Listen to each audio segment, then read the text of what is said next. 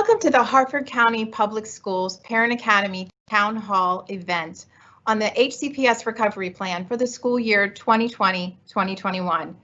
My name is Mary Beth Stapleton. I'm Manager of Family and Community Partnerships for Harford County Public Schools. As a mom of 4 children, with my daughter starting high school in Harford County in the fall, I'm as concerned as you are as to how our children are going to safely return to school in the fall. The end of the school year was challenging for families, for students, for staff. But we are going to have a conversation tonight and get the conversation started to talk about questions and hear from you. It's just a starting point. We can't necessarily answer all of your questions this evening, but we can begin the conversation. Before we get started, Jillian Lader, our Manager of Communications, will give a brief overview of the format for this evening. Jillian? Thank you, Mary Beth. So this evening, after a brief presentation from Dr. Bulson, we'll open the question and answer window that you can see on your screen. Be sure to include your name along with your question, and what we will try to do is answer the most frequently asked questions first, and we will be making sure that the questions remain respectful. If you ask a question that may just be about you or your specific child, we may not ask that in this forum, but you're welcome to send those inquiries to us individually. And if you don't hear your question tonight, don't worry. We will be collecting all of the questions that are submitted here, and we will do our best to answer and post those answers to those questions on the recovery webpage as soon as possible. So this evening so far, we have over 1,800 attendees. We want to make sure that you are all aware that this is being recorded, and we may share it on some additional communication platforms after this evening's event. Hopefully you will see in the right-hand box, and it looks like some of you have even given it the thumbs up about the Q&A and that we're recording and where we will post it afterwards on the website and on our social media channels. Mary Beth? Thanks, Jillian. So to get us started, Dr. Sean Bulson, our Superintendent of Schools, is going to give us an update on the recovery plan for the school year 2020-21. Dr. Bulson? Good evening, everybody. Just take just a second to share my screen with you. So thank you. The last count I saw before we switched over to my screen was nearly 1,900 attendees, which is it's tremendous. It's great to have people out and interested. I know this is such an important topic, and we're so pleased you're able to join us in this forum. We don't have a place in town where we could have had this many in one spot, so I think this is a great approach to doing this. We've had a lot of questions today, and I'm going to try to answer as many of those up front as I can. But I want to start with the biggest question I think we've heard, which is, you know, at Monday's board meeting, just a few days ago, we presented a draft recovery plan. And of course, we had a great deal of feedback leading up to that presentation. You know, a great deal of work had gone into designing that plan. And we had a lot of communication from parents, community members, staff. And here we are a few days later, presenting a modification, a significant modification to that plan. We know that this is a departure from what we presented. And so the biggest question has been why? Why are we shifting to something different? So a lot of it has to do with the feedback we received. As you may have noticed or heard, if you listened to the board meeting Monday night, we read over 41 public comments that night. Not all of them were about the recovery plan, but many were. And there were a lot of concerns raised in a number of different ways.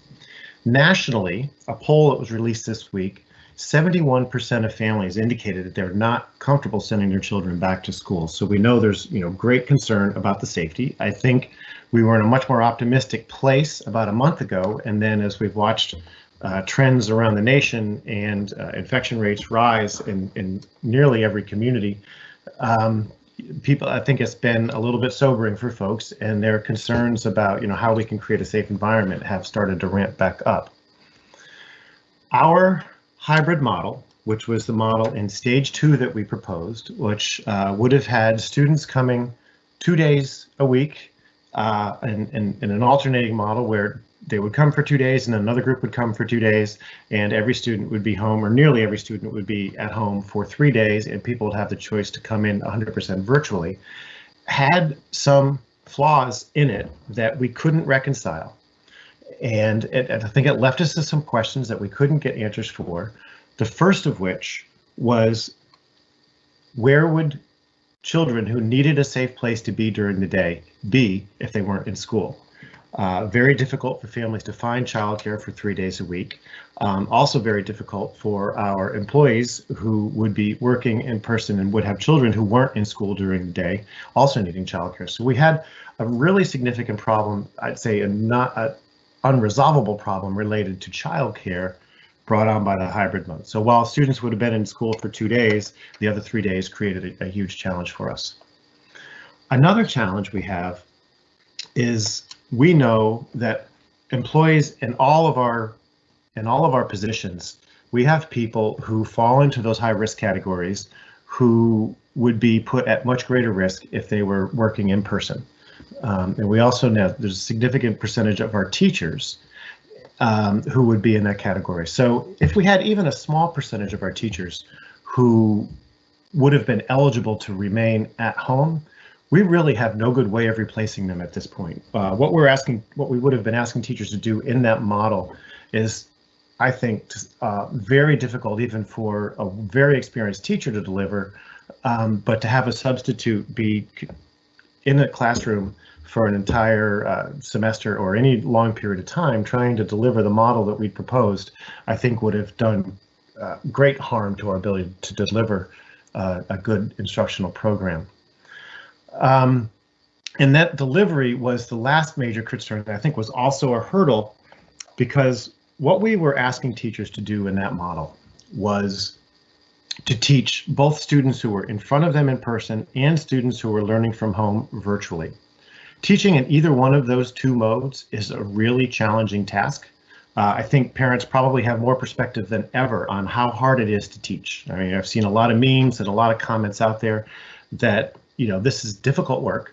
It's difficult work to lead a classroom of students, but to do those two different modes at once, which take very different skills and very different interactions with the students, and try to combine those as we were doing, I think would have created a difficult challenge to overcome instructionally, and I just don't believe we could have delivered the quality product that we need to deliver for our students in this mode. So those four reasons, you know, there was a lot of things coming in. We've seen research changing and research being updated, you know, but those four things were questions that we really had a difficult time addressing in the hybrid mode. In addition to that, we've already seen 4 school systems in this state announce that they were going fully virtual this fall. Now, I meet with these superintendents currently. I meet with them weekly. Normally, I meet with them monthly. And these are all folks who, like me, like our administration, like our board, absolutely want to see students back in school, learning in a face-to-face setting as soon as we can possibly do it in a safe way. They want to see their students back as well. They didn't make these decisions lightly, but they came to a conclusion, not unlike the one we've come to, that we don't know how to do that safely and still address these other needs that we're confronting because of this pandemic. So what we released today, and I'm assuming many of you have seen this. If you haven't, you can find it on our website, but it should have come to your inboxes today, is a plan where we will expect 100% virtual learning in the fall, but with one additional change, which we're not seeing in most other districts, which I think will be unique to us, is the idea of offering learning support centers for our students. So I present this graphic. I know it's a little hard to see in this Teams format, so I just want to point you to this part up here in the middle. For the health and safety of Harford County Public Schools students and staff, the 2021 school year will begin with 100% virtual learning. We're working diligently to prepare robust curricula and daily learning schedules for live virtual instruction between teacher and students, and independent learning and physical emotional wellness. So that's kind of the overarching statement of what we're going to achieve, but I have slides that focus in on these two areas at the bottom. So the 100% virtual learning, we expect this to be dramatically different from what people experienced in the spring of 2020. Some significant things have changed. In this model, regardless of where a student, if a student is in one of our schools or if a student is at home, they will be receiving their instruction from their teacher in a virtual setting. We have purchased Chromebooks or laptops for every single student in this district. We'll be deploying those here before the end of the summer so that we know they can access the technology to do the instruction. We're currently planning for September 8th through January 22nd. That is the duration of our first semester.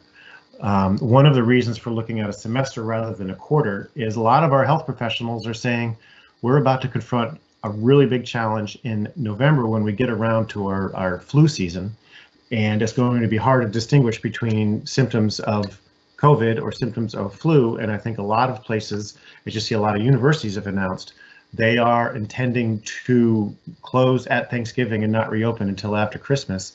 I think a lot of health professionals are concerned about that time frame. So if we were to start considering a return after a quarter only, that quarter is going to fall in the first week in November. We'd be kind of looking at a really difficult time. And I also think those first couple months of our school year are going to move very, very quickly.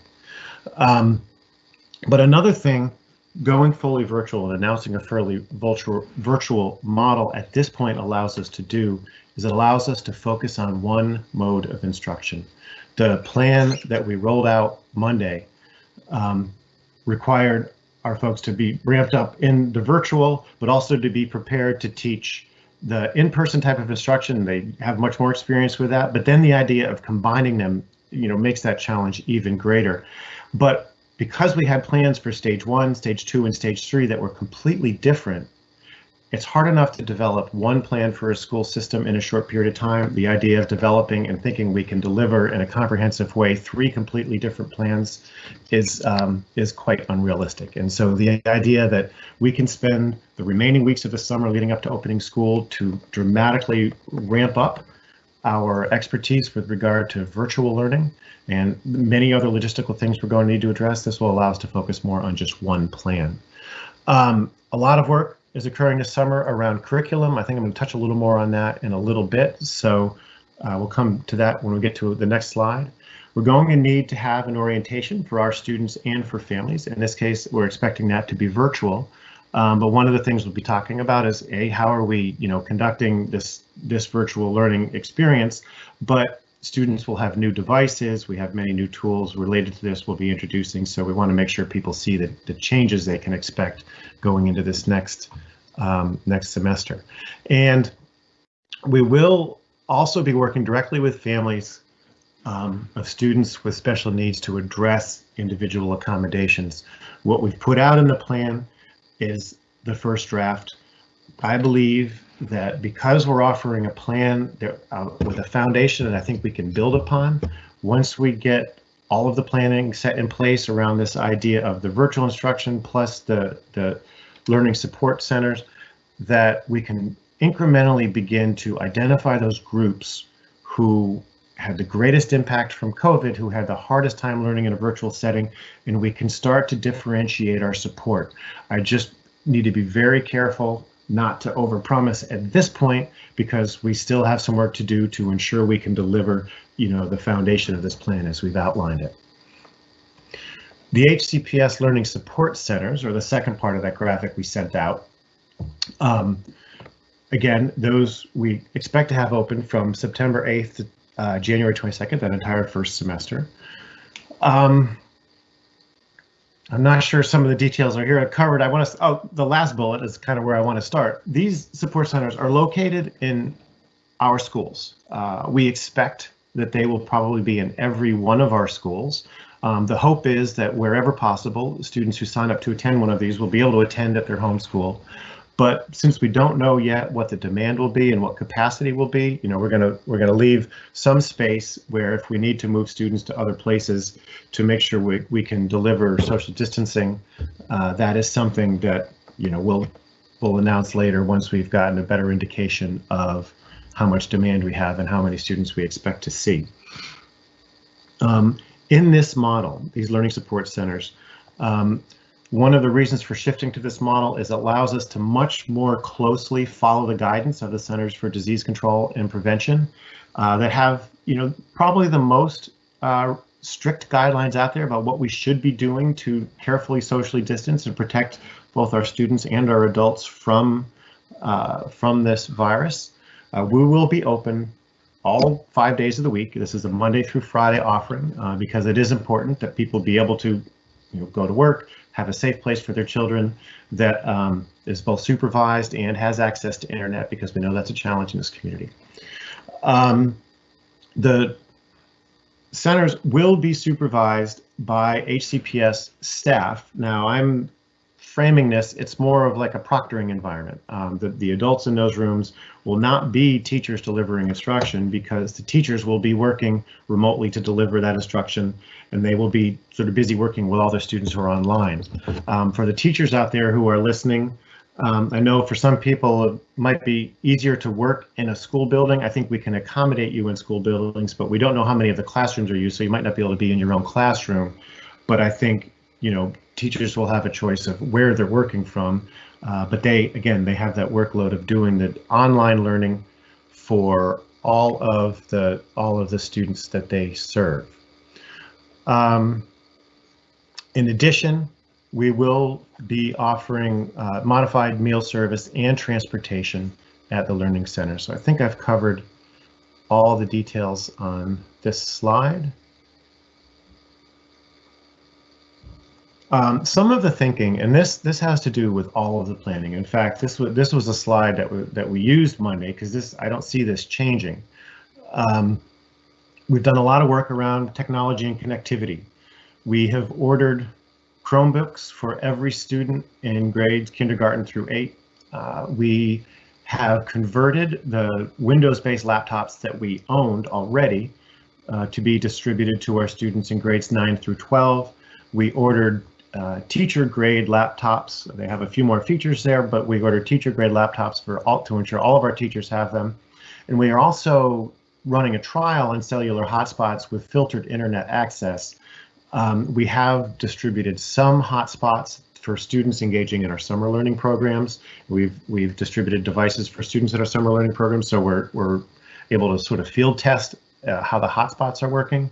But that's something that we expect we will still need to expand a little bit going into the fall. Curriculum, we've done a great deal of work on the curriculum to make it more compatible with a virtual learning environment and to provide some more structure. We've looked at critical content and ensured we've mapped out. We have, I think, clearer pacing guides, and also week by week sets of instructions and guidance for teachers. Of course, we still rely on our teachers to enhance, to adjust, to modify, to meet the students that they're serving directly. But because we are in an environment that we don't know if we're going to have to shift in and out of even a more virtual, I mean, if we're going to have to send everyone home because of the changes going on in public health. But knowing that there's so much uncertainty, we feel we need a little more structure in the curriculum and a little more clarity with the pacing. So that's something that we're ramping up. But we have many, many teachers working this summer writing curriculum to prepare for next fall to enhance those resources we have there. Social emotional learning and wellness has been a significant part of what we are delivering for this year, that we're planning for this year. So we're looking at ways to introduce more social emotional learning and more mental health supports into everything we're doing. Student accountability will look different from the way it did in the spring. Attendance is something we're working on the details of how we will log attendance, but also we expect to go back to a more traditional grading and reporting with letter grades for all students. And even at the elementary school, where we normally do a parent-teacher conference for the first quarter, we are going to shift back and do letter grades for that quarter as well. We know that I think the pass-fail approach we took in the spring was necessary in that setting, but it's time to get back to a more traditional grading and a better sense of accountability.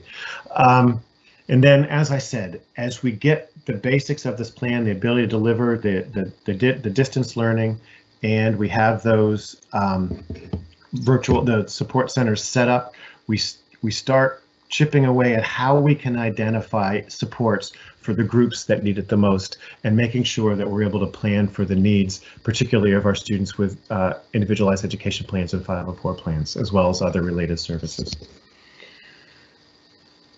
Professional learning, and it's interesting, we're planning for lots of groups.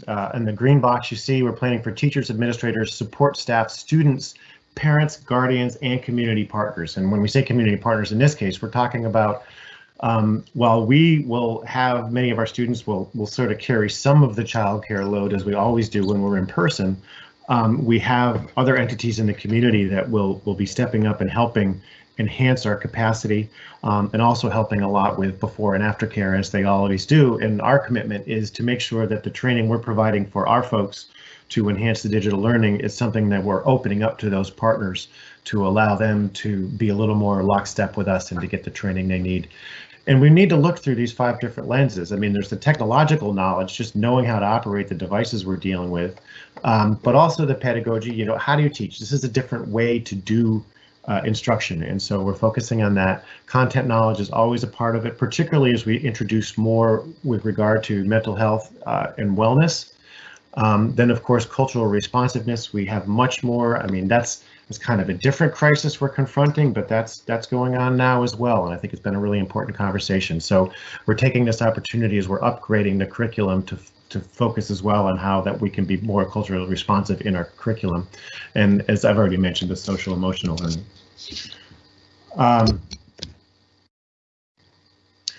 Just a couple of other details. This might touch on some of the questions I anticipate seeing come our way.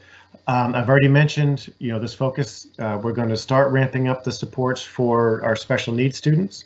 That transportation will be in place for the learning centers. Food services will be in place for the learning centers in some modified way. We have much more we need to do to support staff. We have much more we need to do to support families. Continuing to modify our communication plans and making sure we can get information out to people. We left this bullet in here about summer athletic conditioning and fall return to play. We've had a lot of questions about extracurriculars, not just athletics. Right now, we know we have students able to come in for socially distanced conditioning. That in a way, it's kind of the typical off-season activities. We don't know what's going to happen at the state level with sports, but you know, we're seeing a trend with all these districts going virtual that could lead to an outcome. But I think there is still a lot we could do to provide activities, engagement. It might not look like your typical competition, but I think there's things we can do to offer ways for students to get out and be active. And then, of course, at the beginning of this pandemic, we had to work with the board to modify some of our policies that weren't really designed to work in this setting. And so we have some work to do to go back and review board policies and make adjustments as needed. Just a couple more slides here. So timelines we're working from now. Tonight is timeline 1, the Parent Academy Town Hall question and answer recovery plan. Early next week, we will be releasing our intentions survey. We will be asking parents to opt in to the learning support centers because we need to have very clear understanding of how many people we need to be able to accommodate. I indicated in the letter we sent this morning that, you know, these are going to be limited sites. We're hoping to be able to accommodate everyone, but our capacity, you know, is going to be a balance of, you know, how ensuring we can deliver the social distancing, also ensuring we have enough proctors available to staff the classes, and that we don't, you know, get to the point where we can't keep those buildings safe. So we're going to have to balance that. If we find that the capacity or the interest in having students attend those exceeds our ability to deliver a safe environment, we'll have to reopen a conversation about how we will begin making choices about, you know, who gets priority. But that's not where we are yet. We first need to see the data from the community. In August, we will be releasing, beginning of August, we will be releasing the finalized continuity of learning plan. We'll be bringing that to the Board of Education for a vote on August 10th, and it needs to be submitted to the Maryland State Department of Education prior to August 14th. We'll need to communicate with families about how we're going to distribute the technology to students, as that will be coming in the second half of August. But also just for families moving on to the next level and, you know, progressing in grade, you know, students are going to need to see their students' schedules, who their teachers are, who they'll be interacting with, who their counselors are, those types of things. That's all information. Again, we're designing master schedules in a very compressed period of time. We will have those out as soon as possible. Just for some context, when I was an assistant principal, I was the head of master scheduling. I would start in November and still be working pretty hard in August to deliver on this. And so we're turning this around in a much more compressed period of time, but we will have all of that to you. So I think we may be having some sound difficulties with Dr. Bulson's camera right now, but I am going to send it to his screen because what he has up is some information for you about our recovery web page. So I'm going to put that on the screen, and at the bottom there you see that HCPS Together email address that we've been using and you as a community have been using to send us questions about the program. So what we have done, and hopefully we'll get Dr. Bulson's sound back soon, but at this point in time, I have opened the question column on the right-hand side for those of you who, following Dr. Bulson's presentation, have any questions that you would like to ask of him. So we do have some things on here, and the individual who just asked us, did you lose your audio? Yes, we did for a moment. We're trying to get that back, and we will do our best to do that as quickly as possible. And Mary Beth, I'm going to throw to you while I go through and start working on getting us some questions published. Great, thanks, Jillian. So just to remind everyone, while Jillian's getting those questions together, we have our leadership staff available. So we have our executive leadership team, executive directors, our head of transportation, our head of nursing and health services. So we're going to have many Harford County Public School leaders that we can ask those questions of, in addition to Dr. Bulson. So this will be really a lot of different individuals with a lot of information for you. And then again, if it's not answered tonight, we are definitely going to be updating that frequently asked question throughout the summer. So Jillian, do we have our first question? We have quite a few questions, so I'm going to start at the top and work our way through as many as we can in the amount of time that we have left. Got it. So the first question is from Kimberly Street. Can we modify home instruction rules so that kids can stay enrolled with parents-led teaching?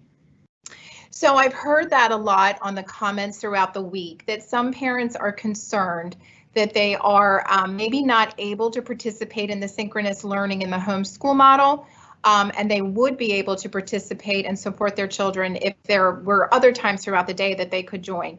Dr. Bulson, any thoughts about that idea? That's been a newer one for us because we know people have had challenges. And so I think that's one we'll have to, again, with so many of these things that are coming, I don't think that's insurmountable. And I think there may be ways that at a school by school level, we might be able to make some adjustments there. But starting out of the gate, we need to focus on the synchronous approach. And of course, the fallback in that setting is if, a parent we're not able to do the instruction during the day, that might be a good reason to select to send a student to one of the learning centers. Great, thank you. And just to add on to that a little bit, I know Dr. Susan Brown, our Executive Director of Curriculum, Instruction and Assessment, is leading her staff in developing the online learning curriculum. So Dr. Brown, could you talk to parents? That word synchronous can be a little confusing. So could you share with parents what synchronous learning is and what your staff is working on? Yes, good evening, everyone. So synchronous learning, from our perspective, really means face-to-face instruction. And when we think about face-to-face instruction in a virtual environment, we think of our teachers will be teaching according to a schedule and certain time allotments, and they will be working with your students in that virtual environment at the same time. So when we say synchronous, that would be a teacher delivering direct instruction. And then when we think about the asynchronous piece, that would be when students would be working perhaps on their own or with a family member. Okay, that really helps. Thank you. Jillian, our next question. We've had a few people submit the question asking, will supplemental materials, books, manipulatives, etc. be sent home to assist with student learning?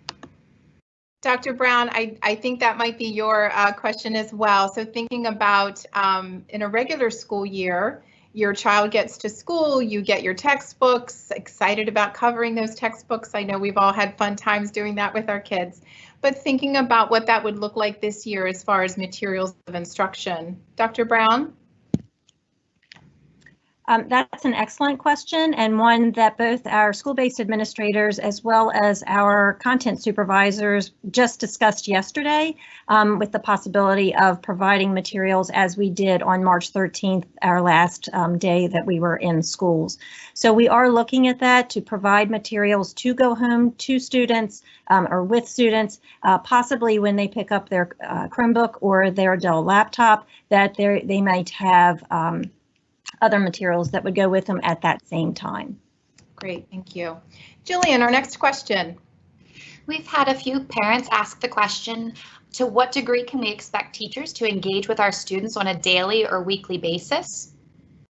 So I'll think of asking our executive directors about that question, starting with our executive director of elementary instruction, Renee Villarreal, thinking about the day-to-day and that elementary school teacher, knowing that our children are so connected to that teacher when they're in the school building.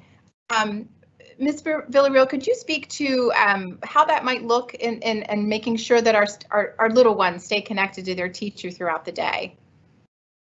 Sure, Mary Beth, thank you.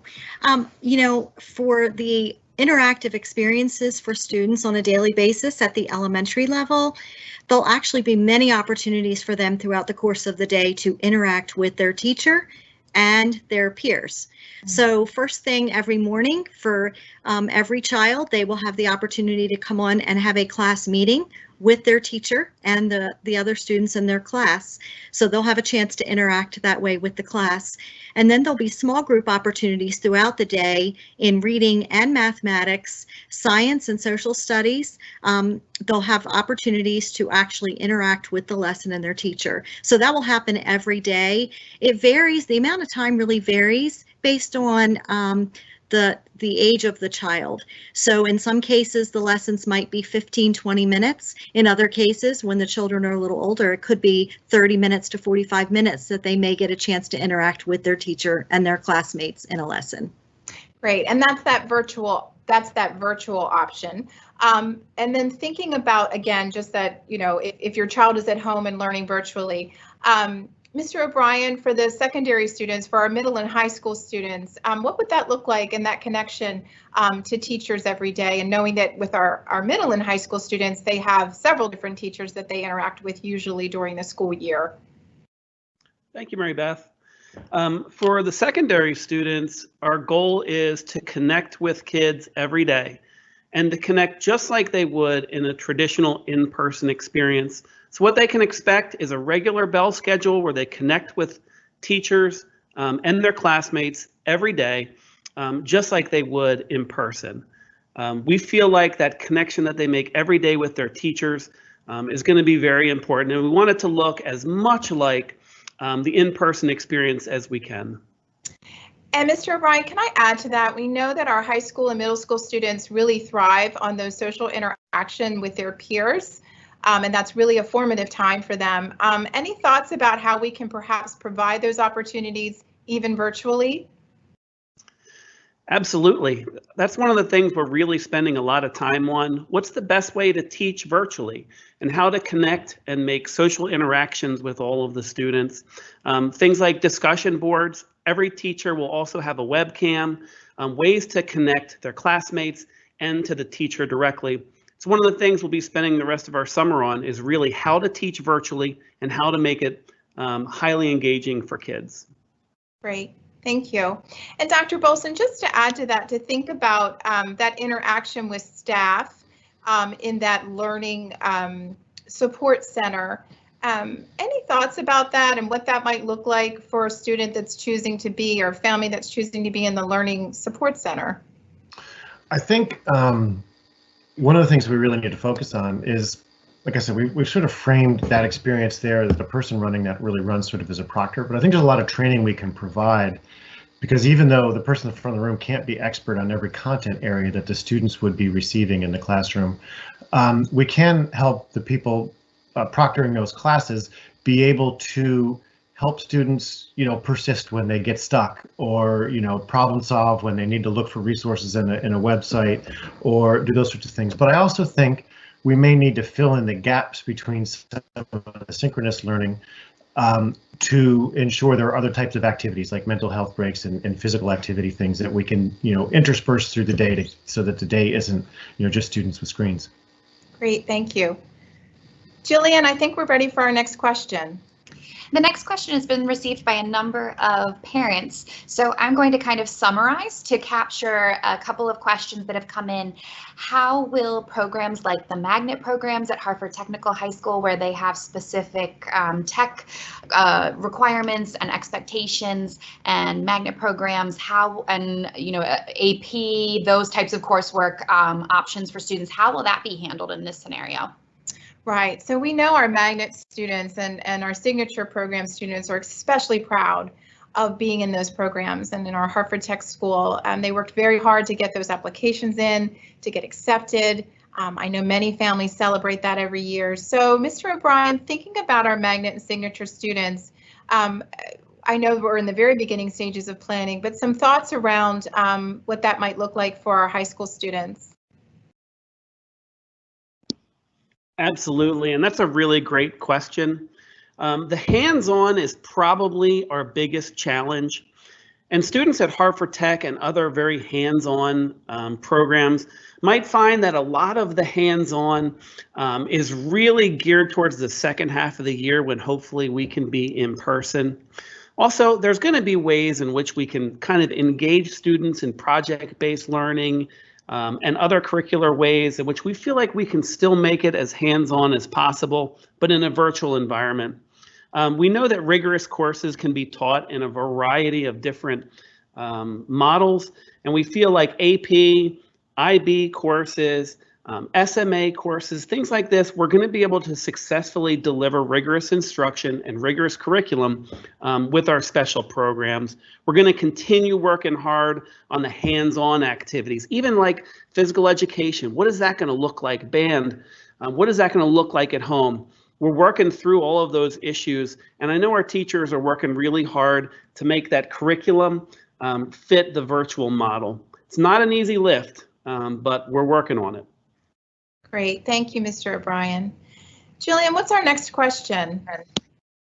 Yes, Mary Beth. With the learning support centers, there have been a few questions, the first of which is asking how those spaces will be determined. If there's limited space in those, how do you determine which children will be able to attend? Yes, I've seen that come up several times in the last day or so, when we release the plan, that folks are concerned that it's a first come, first served, that there could be a waiting list. I'm going to ask Eric Davis, our Chief of Administration, to talk about that with us and what that looks like, and how that process for intentions is going to roll out next week. All right, well, thank you, Mary Beth, and good evening, everyone. You heard Ms. Stapleton talk a little bit about the intention survey, and you heard Dr. Bulson mention that in his presentation. So the intention survey will be coming out on Tuesday, and we're going to ask questions like transportation, meal service, and really just, if you would like to participate in the learning program. And so we hope to have that decision made within a week and then let parents know. So that's going to be open to all families. Thank you. And just to take that a little step further in thinking about that resource center, I'd like to ask Mary Nasuda, our Supervisor of Health Services, thinking about that learning support center, Mary, and thinking about, I know the guidelines that we're trying to follow from our health officials. Can you talk a little bit, I know we're in the very beginning stages, but what we're thinking about around those health and safety issue, things that parents might be concerned about for those learning resource centers? Well, thank you, Mary Beth. Safety, of course, is going to be our #1 priority, and the health guidance that we're going to be using is what's latest from our public health experts, and that will include things like fabric face coverings, the social distancing, and the hand washing. But we also know that keeping our community healthy is a cooperative effort, so we are going to be asking parents to be monitoring for signs and symptoms of COVID and to be taking temperatures every day. And that's a good reminder for families to know that every family should have a working thermometer, not just for COVID, but just to monitor health. I know in March when we left, it was hard to get a thermometer, but they are back in stock. So I would ask all families to do that. Also to practice the hand washing and wearing fabric face coverings and social distancing. I think families can be great role models. And when we're talking about safety, I also want to just give a little plug for keeping your children up to date on their immunizations. I know some appointments were missed over the COVID crisis, and I'm most worried about our kindergartners who may need a second measles, mumps, and rubella shot or a varicella shot, and our kids that are coming into grade 7 because they will need a meningitis shot and a Tdap shot. So calling your healthcare provider or calling the health department to make sure that we're up to date. But we are very concerned about safety. We're working together. As many of you know, we have a nurse in every building, and those nurses will be our COVID point person. They already have a very robust surveillance and monitoring system that we already have in place. We use an electronic database to record all of our health suite visits, and that data is transmitted to the health department and to me every day. We look for trending data, and we work with the communicable disease nurses at the health department to ensure that we can do outbreak investigations. All of our nurses have taken contact tracing classes, and although the health department will be the lead in doing contact tracing, we know that our nurses will be very integral in figuring out who close contacts are. So we are putting plans in place now to ensure that we understand all the isolation and quarantine issues that may arise, and our nurses are working really hard on keeping up to date on what's the latest news about COVID. Thanks, Mary. That's really great information for families that are thinking about that decision next week that Mr. Davis just described about, making that intention. I think knowing the health and safety guidelines are definitely being followed is very helpful for families. Jillian, our next question, please. We have a question from Lori Bates. She asked, what will a typical day look like for a student? Is it 5+ hours in a virtual classroom? So thinking about the typical day seems to be coming up a lot for families, thinking about the regular school day, obviously 6 to 7 hours sometimes. So again, I think I'm going to ask our executive directors to give us some guidance around that. So I'll start with you, Ms. Villarreal. Sure. So a typical day, for a child virtually, we do have a schedule that we have in draft form right now for what that will look like. But I would say that I can tell you this right now, a kindergarten student will get the opportunity to interact on the computer, either with the teacher in that synchronous model that we talked about before, or the asynchronous model. So that mixture, a kindergarten student right now, we're looking at over 2 hours a day that child will have those kinds of opportunities. So some independent work and some live interaction with their teacher. Grades 1 and 2, we're looking at a little over 3 hours of time that we're considering. And then for grades 3 to 5, it's over 4 hours of time. And those are approximate times. Teachers will have opportunities to be flexible with what their students need, but we really are looking at a very blended approach. So the child will get to interact with the teacher, and then we'll have some independent application time to work on their own. So we're excited about the type of model that we've developed, and we're still working on it as we speak. I have groups of administrators and teachers giving us input and guidance into what that can look like, especially for our youngest learners. So we're really concentrating in that area. Thank you. Wonderful. Thank you. And Mr. O'Brien. Thank you. So for high school and middle school, it'll look something similar to what elementary is. We built in classes, 4 classes a day for high school, 6 or 7 for middle school, with lots of breaks and an hour lunch. We recognize in early models that some students may even have to travel to meal centers to get lunch. So we want to build in enough time that students have lots of breaks, time with teachers, and also the ability to eat lunch, whether at home or at a meal center. Great, thank you. So thinking about those opportunities, Mr. O'Brien, and you touched on this just a little bit. I want to go a little bit deeper if we can, because this keeps coming up. We know that athletics and drama and all those other opportunities are a part of our children's school day. So could you talk to families about what are some thoughts around what fall activities, because we know that, again, they're all very important for children in their growth and development. Mr. O'Brien, thank you. I can, thank you. We recognize high school and middle school. There's so much more than just kids taking classes. We recognize that. Our first priority for anything that we organize is something that we can organize safely, that we're abiding by the CDC, we're abiding by the social distancing. So really at this point, we're in the concept phase. I think anything's on the table that we're willing to discuss. Like Dr. Bulson talked about with fall sports, it may not look like what you're traditionally used to it looking like, but who knows? We might be able to come into different concepts and different thoughts regarding activities to help kids being fit, being mentally healthy. So nothing's off the table, but it's going to take, just like our in-person graduations last spring, it's going to take a lot of creative thought, planning, and a focus on safety in order to really pull it off. But we are committed, and we want to get back in person as quickly as we can whenever it's safe to do so. So a lot of planning going into it. PTAs have already reached out, and PTAs are a great resource for helping schools do activities for kids as well. So we do ask PTAs to continue to stay active, work with the building level administrators, and let's generate ideas. What can we do? How can we help and connect kids? Great, thank you so much. Jillian, how about our next question? We have a few questions around this topic, but I'm going to start with Della Collins, who asked, can you please share what plans are to modify instruction, provide therapy, and follow IEPs to provide special services to students in special education?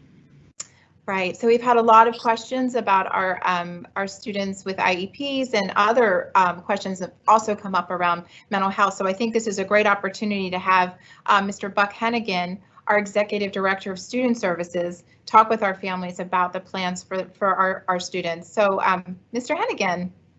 Thank you, Mary Beth. So yes, we understand that this is a need that's at the forefront of everything. So we want to ensure the mental health of our students and to be able to provide services to them so that we can enhance the educational process and keep them on up with their goals.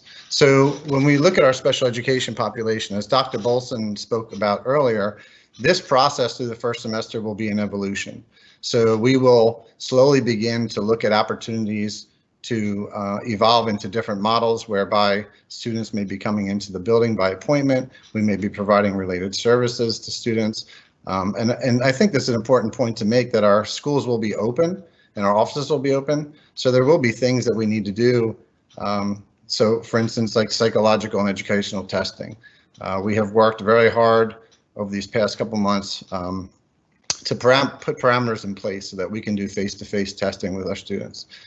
In addition to that, our school counselors worked closely with our school psychologists over the spring to learn what are the ways and the parameters to develop and put in place telesupport. So to be able to do therapy and do counseling through a virtual model. So we're going to take that work from the spring, put it in place in the fall, and then also there'll be opportunities for in-person work as well through the appointment process.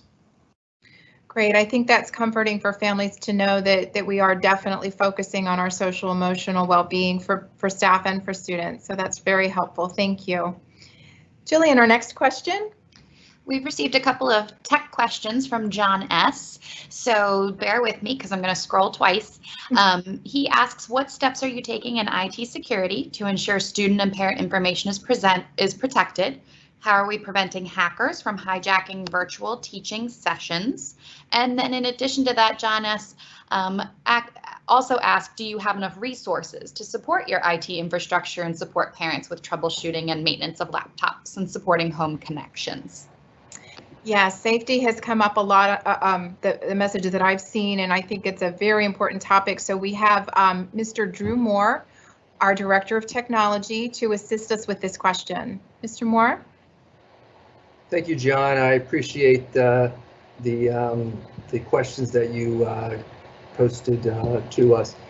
Yes, as you can imagine, security is paramount in our environment.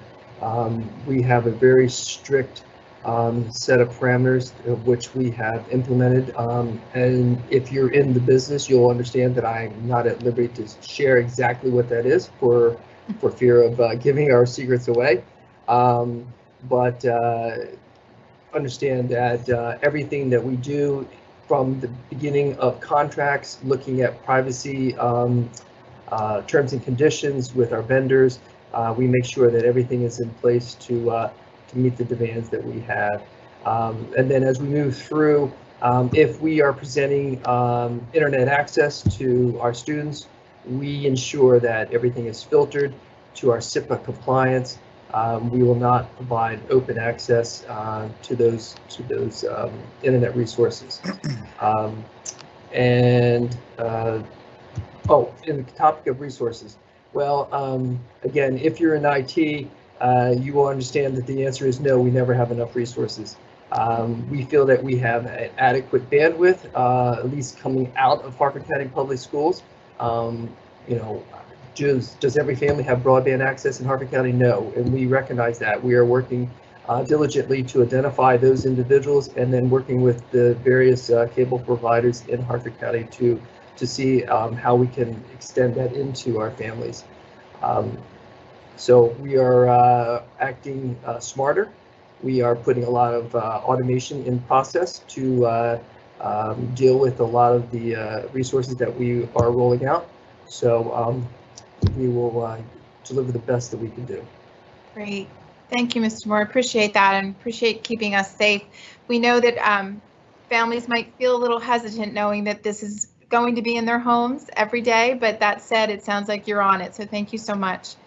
Jillian, how about our next question? We've had a few questions from some of our attendees around, will lunches and food service be available for students who are learning from home? Okay, lunches and food service. I think I'm going to ask Dr. Bulson because he talked about this a little bit when he did the introduction. Dr. Bulson, thoughts about that right now, where we are with meal planning?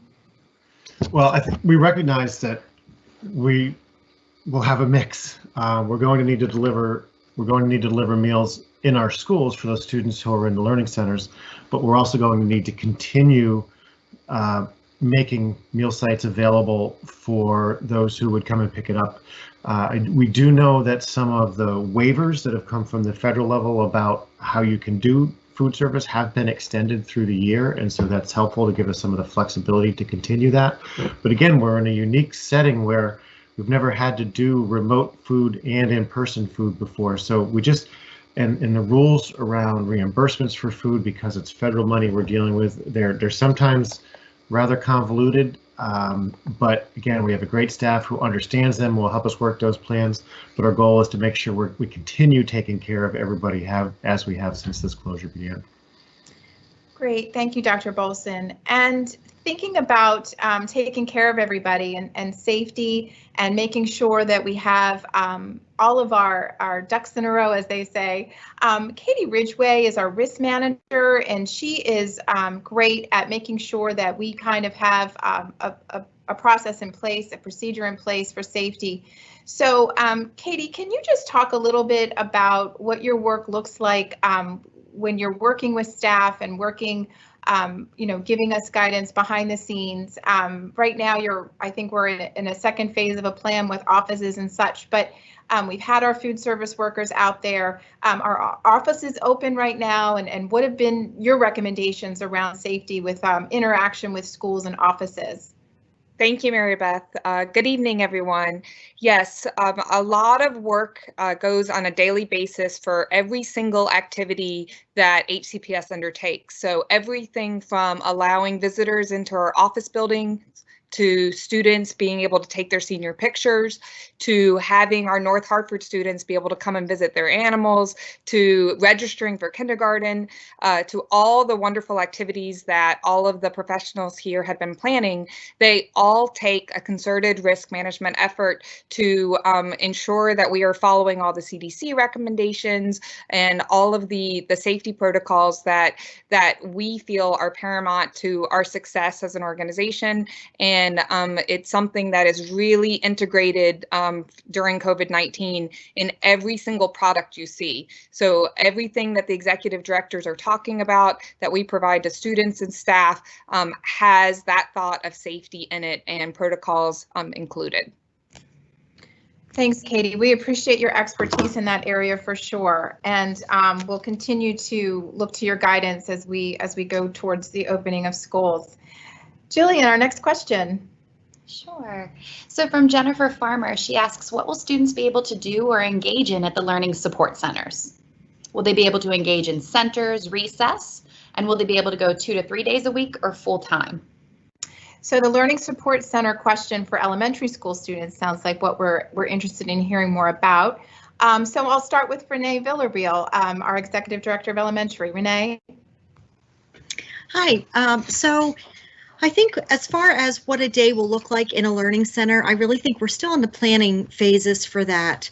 But I can talk a little bit about, even when we were still planning for the hybrid model, we were actually looking at what classrooms would look like and what students would be able to interact with and be engaged with in their learning.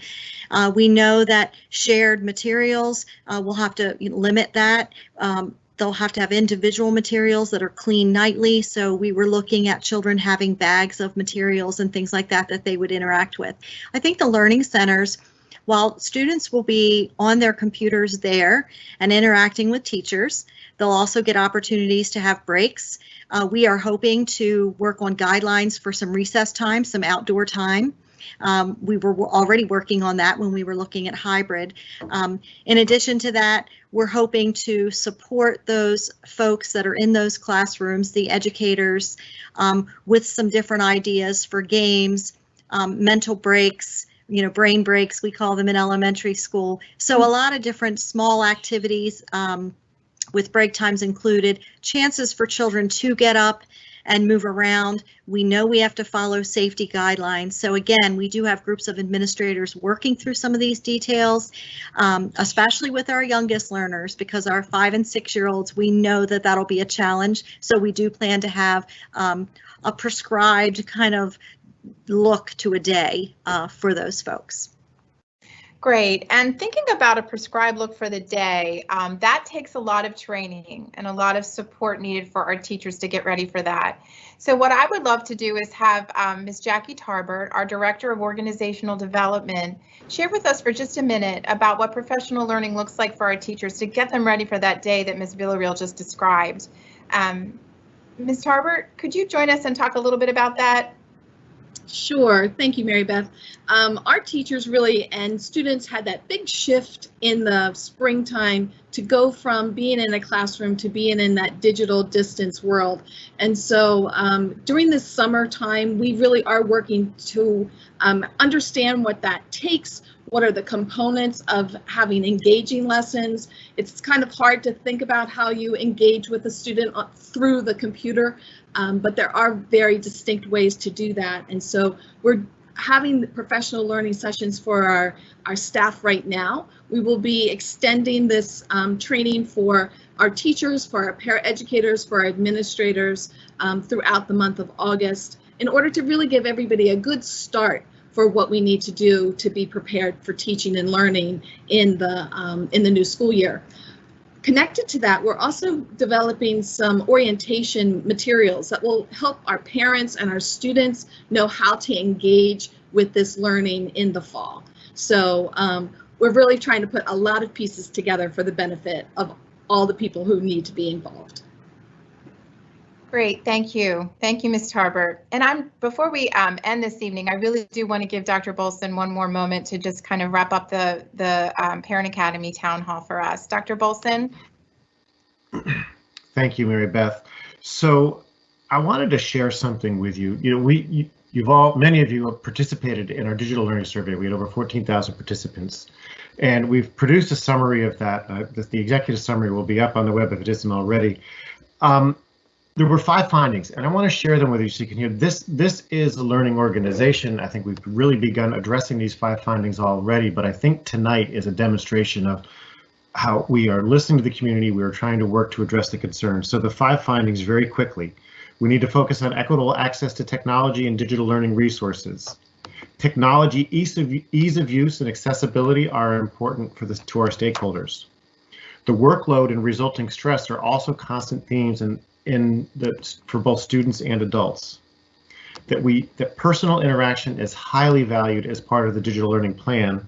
And this fifth one, I've told the story a few times, transparency and communication about the future are highly valued among stakeholders. And the addition to that is, even if you don't have the whole plan mapped out, we want to hear it sooner rather than later. And that's really what tonight has been about.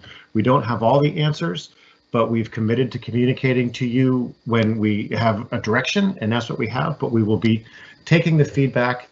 As we've indicated, there'll be a final plan going to the Board of Education in the beginning of August. We hope to have another draft released before that time, and we'll be asking the board, so you have a number of other opportunities to give feedback. And Jillian just indicated to me that we have over 1,500 questions remaining in the queue. So sorry we did not get to all of them this evening, but this participation has been fantastic. And of course, as I said, we'll be continuing to work on answering those questions you have. So thank you so much for your participation tonight. We saw nearly 2,900 people at the peak, and this is an important conversation. So thank you for being here. Thank you everyone for joining us tonight for the Parent Academy Town Hall on the Recovery Plan. And remember that you can follow our frequently asked questions on www.hcps.org, and that will be updated frequently throughout the summer. And again, this is the start of the conversation. Thanks, Jillian. Thanks for helping out with the questions this evening. My pleasure. Have a good evening, everyone. Take care.